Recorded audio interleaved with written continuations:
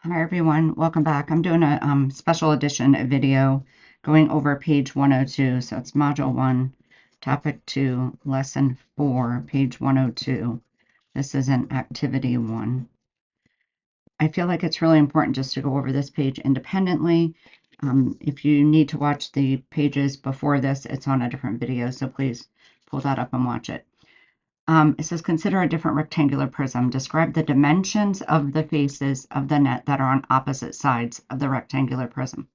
Well, what do we know about opposite sides of a rectangular prism? We know that they are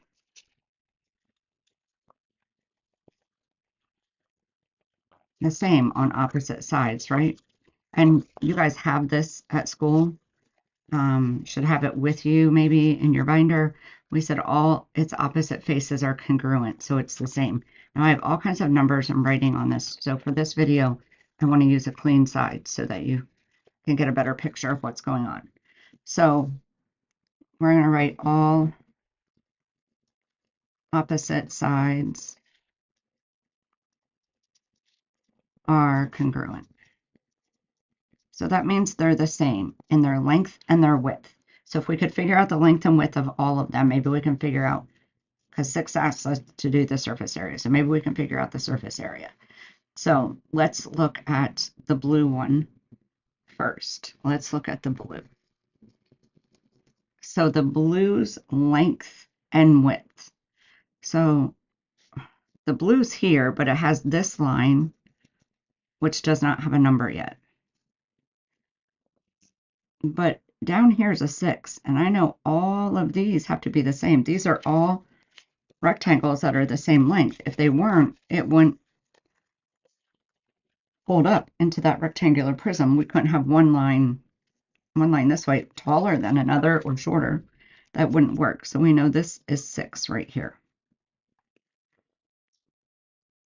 Okay, so that blue is 6 times 4, which gives us 24. Okay, let's look at the orange. So the orange, I also know the 6, right? Right here. Let me switch to a different color. I know the 6 right here. Do I know this side? I do, because it's telling me right here, all of these are 3. These rectangles here all have the same distance across. So this orange rectangle is 6 by 3, which is 18. And then finally, we have the green rectangle.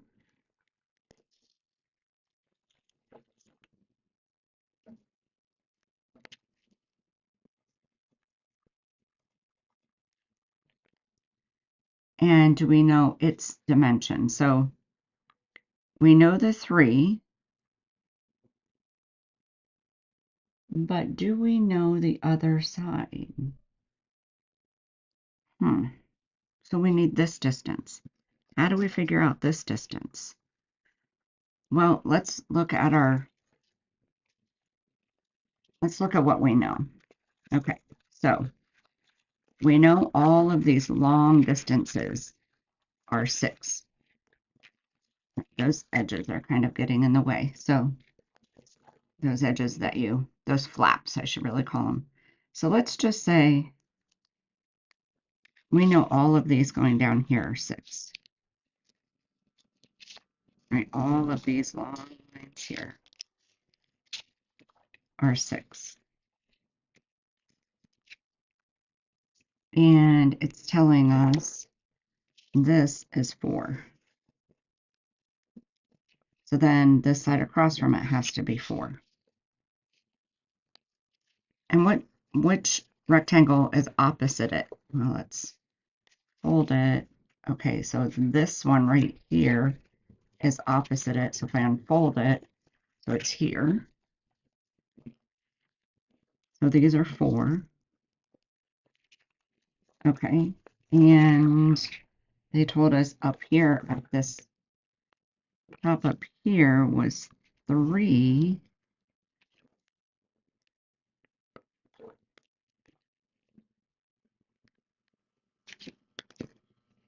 So then I know, oh, I know all of these are 3. Okay, but I still don't have this. So if I fold this up, let's see, these two are opposite each other, so I could just quickly go ahead and put the 3's on there. These are 3. But what about this side? So let's fold it up. So if I fold this, I need this edge right here. What does that match up with? When that closes down, it matches up with this side, which is a 4. So that is a 4 right there. So let's put a 4. So that's a 4 right there. So it's a 4 here. And then again on the opposite side, we have 4s. I guess I didn't color that green down here. So that is green. They are all 3s going down there. Okay, so I do know this. It has 4 by 3. Okay, so the green is 4 by 3, which is 12. So then what do I do from there? That gives me 1 of the blue, 1 orange, and 1 green. So I can add these all together, but they don't have just 1, they have 2 each. So it would be 24 plus 24 plus 18 plus 18 plus 12 plus 12. For the sake of time, I'll tell you if you add that all up, you get a 108. Our unit is centimeters squared, not cubed. I know we're working with 3 different numbers and a 3D shape, but we're not filling it. Filling it is volume, which is cubed. A fisherman throws his net across the surface of the water and then scoops up the fish. So throws it across the area, so centimeters squared. So I could kind of change my original equation back here a little bit, and I could say, well, I had 2 of the 24s, and I could put the times 2 up here in the very beginning. I had 2 of the 18s, and I could put it back up there in the very beginning one. And I had 2 of the 12s, and I could put it in the beginning. And then we added them all together. Okay, so, and then we'd have 2 times 24, which gives us 48, which is what this would give us. 2 times 18, which is 36, which is what we would get here. 2 times 12, which is 24, which is what we would get here. And if you add these up, you still get 108. I don't want to put it right here. I should be calculating these numbers right here, but this is in the way, and I want to write something else there. So if we fold this up into a 3D model like this one is down here, if I fold this up, can I take my measurements just from here instead of doing all of that? So if I look at the box like this, I could see it has a length of 6. 6 was the orange right there. So I could say, and it's hard for you guys to see this because it's on an angle, but if it's sitting like that, this one. So we had a length of 6, a width of 4, and then, so that's the orange, the blue, so the green, a length of 6, a width of 4, and the green would be the height, a height of 3. All right, well, let's see if we can use that to develop an equation, a formula to solve for area here. So we have 2, if I look here, 6 was the length. 2 times the length 4 was the width. Plus, we had another 2 times 6 times 3. 6 was the length, 3 was the height. Plus 2 times 4 was the width, and 3 was the height. Okay, let's plug in the numbers and see if this works. So 2 times the length times width, 6 times 4, which gives us 24, and a times 2, which gives us 48. Looks good so far. Plus 2, length 6, height 3, 6 times 3, 18. We still have the times 2, which is 36. Oh, that's what we had over here too.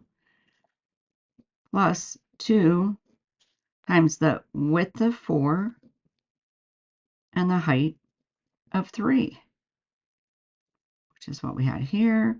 4 times 3 is 12, times 2, 24. And if we add those all together, we do get 108 centimeters squared.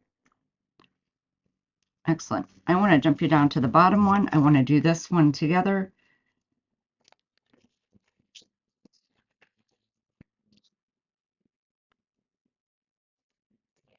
Okay, so if we identify the length, the width, and the height, so let's say we'll call 5 the length, going back and forth we'll call the width, and the up and down we'll call the height.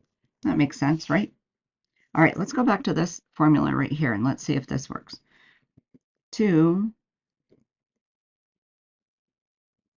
the length times width. I don't really have to have the parentheses if I have just the numbers and the letters, so I'm just going to write it.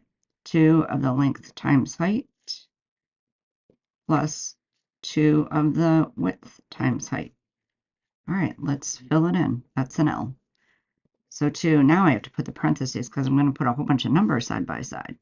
Length is 5, width is 4, plus 2, length is 5, height is 2, plus 2, width is 4, height is 2. Okay, looking good. Let's go through. We have to do the multiplication here inside the parentheses first. That's order of operations. I know we didn't get to that yet. Please excuse my dear Aunt Sally. Most of you have said that you know that phrase, that acronym. The P stands for parentheses, so you do anything inside parentheses first. Plus 2 times 4 times 2 is 8. So 2 times 20 is 40. Plus 2 times 10 is 20. Plus 2 times 8 is 16. So this gives us 60 plus 16. So I have a total of 76 inches squared. Excellent. Okay, so let's go back up here and look at this one. This one, they give it to us in a net form. I'm going to use what I know from here. Let me label those numbers that we identified. So we knew that was a 4, we knew this was a 4, and this was a 4. 4, 4, 4. We knew we had a length of 6 all the way down, and a distance across the orange, I'm just going to use the same pen, was a 3 here, and we had a 4 here. Okay, so if, sorry, that was out of the view. Okay, so I just labeled that. Okay, so if this was 10, matches with the 4, then we know this side here is 10, right? Remember when it folded up, we said this was 4 and this was 4, so this has to be 4 on this side as well. Hey, that's a pretty good left-handed 4. Okay, so this is 10, and This is 10, and then we have 10 on each side down here. Okay, do we know this line? Oh, we do, it's 15. So it's literally 15 on all of them. Now you don't have to label every single line. If you can figure out the area of one just from one number there, you don't have to put it all the way down. I'm doing this for those who might need to see that. Okay, so we have 12 on this side. So I know the side across from it is the same. So I had a 3 here, and the matching, the congruent face was this one. So that was a 3, this was a 3. So if this is a 12, then this is a 12. Okay, this one right here was congruent to this shape.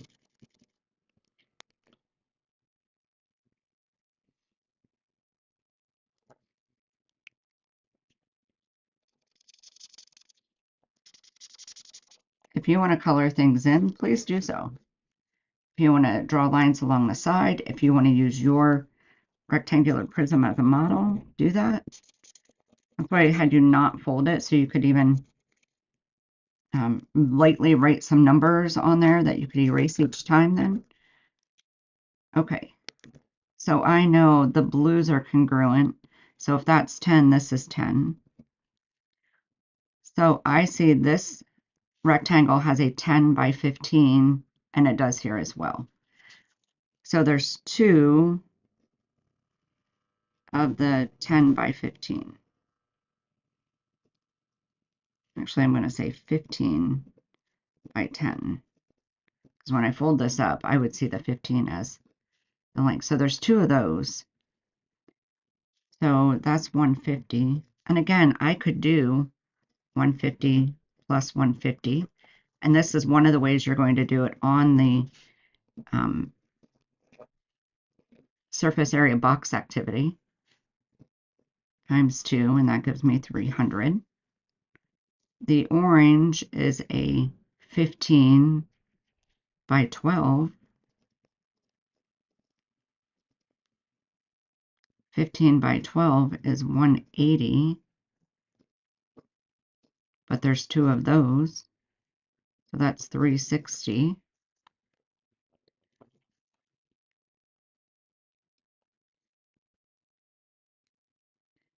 And then add those together.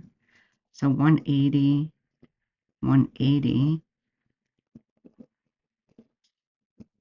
I like to circle the areas because a lot of numbers end up written on there. And then the green is 10 and, okay, so we have a 12 here. So it's a 10 by 12.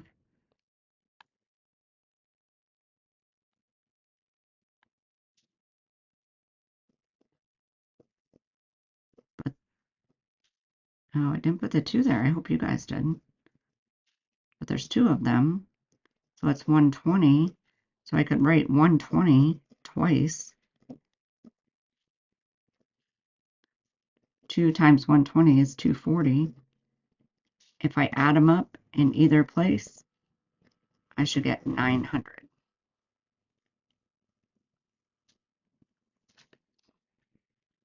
Let me just show you that just to make sure. So if I just did the adding, 150 plus 150 plus 180 plus 180 plus 120 plus 120, 900. And if I did across 300, 360, and 240, I still get 900. All right, now my calculator does a nice thing with the parentheses, and it allows me to put it in. And I know a lot of you have tried that. Like I can just go like 2 times 15 times 10, close the parentheses, put a plus sign, 2 times No, I actually want that to be a parentheses, but your calculators give you a syntax error on that. And I wish they didn't, but they do. So you'll have to figure them out individually. Once you get to a more sophisticated calculator like this, it will do that for you. Okay, so I hope that was helpful. So surface area of rectangular prism, 2 different ways.